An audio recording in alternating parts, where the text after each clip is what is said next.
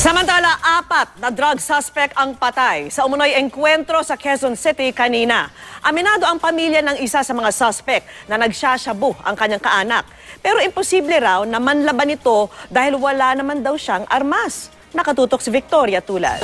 Duwag na tao yan, hindi yan maglalaban. Ganoon na lang ang galit nila sa mga pulis na nakapatay sa kanilang kapatid sa umano'y engkwentrong nangyari sa Villa España 2, Barangay Tatalon, Quezon City, kaninang madaling araw. Binawian ng buhay si Richard Hilvano kasama ang 3 hindi pa nakikilalang lalaki nang makipagbarilan umano sa mga pulis. Ayon sa otoridad, nakatanggap sila ng tip na may bumabatak sa bahay ni Hilvano na madalas din daw gawing drug den.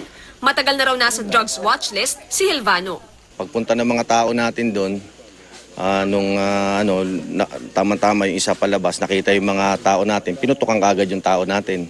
Kaya nagkaroon ng exchange of fire. Pero tanong ng kapatid ni Hilvano, paano siya makabibili ng baril kung madalas siyang kapos sa pera?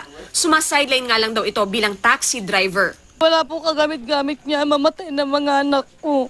Hindi yan pwede maglaban. Gumagamit nga po yun.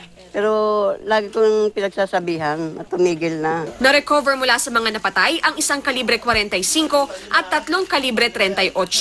Meron din daw bricks ng marijuana at mga sachet ng hinihinalang shabu. Inaalam pa ng mga pulis kung konektado ba sa sindikato ang mga napatay. Victoria Tulad, Nakatutok, 24 Oras.